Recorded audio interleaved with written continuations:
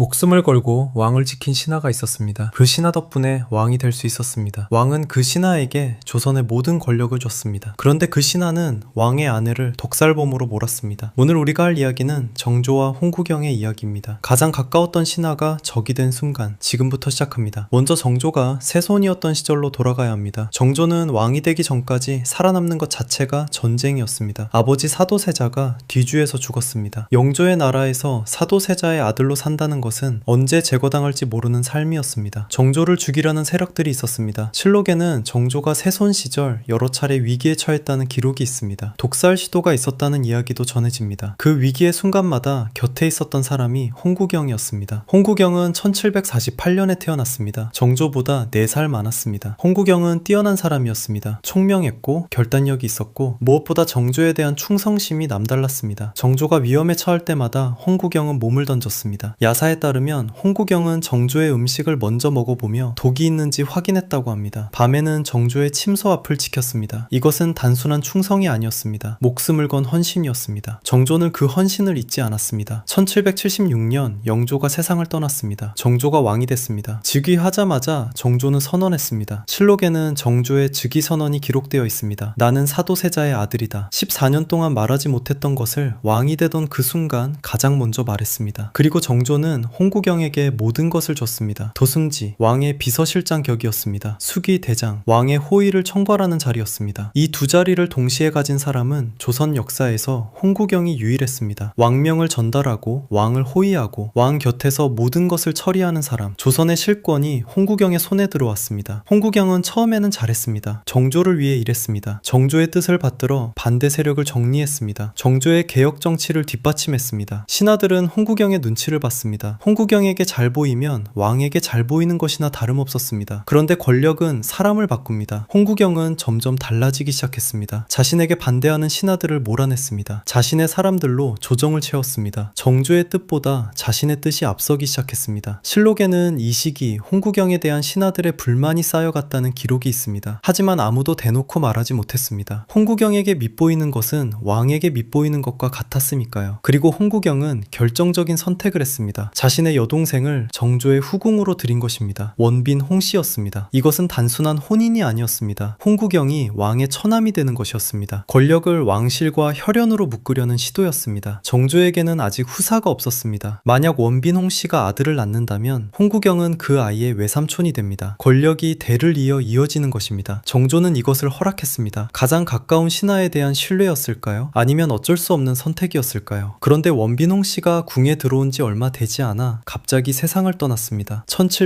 1779년이었습니다. 홍구경은 무너졌습니다. 여동생을 잃은 슬픔이었을 수도 있습니다. 하지만 홍구경이 한 행동은 슬픔의 표현을 넘어섰습니다. 홍구경은 효의 왕후를 의심했습니다. 정조의 정비, 왕비를 원빈홍 씨의 죽음과 연결지었습니다. 독살 의혹을 제기했습니다. 왕비를 독살범으로 모는 것, 이것은 단순한 의심이 아니었습니다. 왕권에 대한 도전이었습니다. 왕비를 건드리는 것은 왕을 건드리는 것이나 다름없었습니다. 정조는 이것을 알고 있었습니다. 홍구경이 효의 왕후를 의심하고 있다는 것을. 정조는 처음에는 참았습니다. 여동생을 잃은 슬픔이 만들어낸 행동이라고 생각했을 수 있습니다. 홍구경과의 오랜 우정이 있었습니다. 그러나 홍구경은 멈추지 않았습니다. 효의 왕후를 향한 의심을 공개적으로 드러냈습니다. 왕비의 측근들을 압박했습니다. 왕비를 고립시키려 했습니다. 이것은 정조가 용납할 수 없는 선이었습니다. 왕비를 건드리는 것은 왕을 건드리는 것이었습니다. 아무리 가까운 신하라도 이 선을 넘으면 안 됐습니다. 실록에는 이 시기 정조와 홍구경의 관계가 급격히 냉각됐다는 기록이 있습니다. 정조는 홍구경을 멀리하기 시작했습니다. 조금씩이었습니다. 천천히였습니다. 하지만 분명하게. 홍구경은 눈치챘을까요? 야사에 따르면 홍구경은 정조가 자신을 멀리한다는 것을 느끼면서도 받아들이지 못했다고 합니다. 자신이 없으면 정조도 없다는 생각, 자신이 정조를 만들었다는 착각, 그 착각이 홍구경을 더 깊은 곳으로 밀어넣었습니다. 1779년 정조는 결단을 내렸습니다. 홍구경을 내쳤습니다. 도승지 자리를 박탈했습니다. 수기대장 자리도 거뒀습니다. 조선의 모든 권력이 한순간에 사라졌습니다. 실록에는 정조가 홍구경을 내치면서 한 말이 기록되어 있습니다. 경은 나라를 위해 공이 많은 사람이다. 그러나 지금은 물러나야 할 때다. 짧고 담담한 말이었습니다. 한때 목숨을 함께했던 두 사람의 관계가 이 한마디로 끝났습니다. 홍구경은 강릉으로 물러났습니다. 처음에는 유배가 아니었습니다. 자발적인 은퇴처럼 보였습니다. 하지만 실질적으로는 추방이었습니다. 홍구경은 강릉에서 술을 마셨습니다. 매일 술을 마셨습니다. 먹지 않고 마셨습니다. 이런 해석도 가능합니다. 홍구경은 정조에게 버림받은 것을 받아들이지 못했을 수 있습니다. 자신이 정조를 위해 모든 것을 바쳤는데 정조가 자신을 버렸다는 사실이 견딜 수 없었을 수 있습니다. 아니면 자신이 잘못됐다는 것을 알고 있었지만 멈출 수 없었을 수도 있습니다. 권력이 사람을 어떻게 바꾸는지 홍구경은 그 가장 선명한 예가 됐습니다. 1781년 홍구경이 세상을 떠났습니다. 34이었습니다. 한때 조선의 실권자였던 사람이 34세 나이에 유배지에서 술로 세상을 떠났습니다. 정조는 홍구경의 부고를 들었을 때 어떤 마음이었을까요? 실록에는 정조가 홍구경의 죽음에 대해 별다른 말을 하지 않았다는 기록이 있습니다. 그것이 냉정함이었을까요? 아니면 말할 수 없는 감정이었을까요? 우리는 알 수 없습니다. 정조와 홍구경의 이야기를 어떻게 봐야 할까요? 홍구경은 배신자였을까요? 정조는 냉정한 왕이었을까요? 이런 해석도 가능합니다. 홍구경은 처음부터 나쁜 사람이 아니었을 수 있습니다. 정조를 위해 진심으로 헌신했고 그 헌신이 인정받았고 그 인정이 권력이 됐고 그 권력이 그를 바꿨습니다. 권력이 사람을 바꾸는 것인지 아니면 원래 그 사람 안에 있던 것이 권력을 통해 드러나는 것인지 쉽게 답할 수 없습니다. 정조의 입장에서 보면 그는 가장 믿었던 사람을 잃었습니다. 아버지를 죽인 할아버지의 나라에서 살아남게 해준 사람, 목숨을 걸고 자신을 지킨 사람, 그 사람을 직접 내쳐야 했습니다. 그것이 정조에게 어떤 상처를 남겼는지 우리는 알 수 없습니다. 다만 이것만은 압니다. 권력은 사람을 바꿉니다. 그리고 가장 가까운 사람이 가장 큰 상처를 남깁니다. 정조와 홍구경, 함께 살아남았던 두 사람, 그러나 권력 앞에서 갈라섰습니다. 그 이야기는 지금 이렇게 우리에게 전해지고 있습니다. 이 영상을 작업하면서 제가 느낀 점은 홍구경이 강릉에서 매일 술을 마셨다는 기록에서 손이 멈췄어요. 34, 한때 조선의 실권자였던 사람이 그 나이에 술로 세상을 떠났다는 게 쉽게 읽히지 않았어요. 그가 무슨 생각을 하면서 그 술을 마셨을지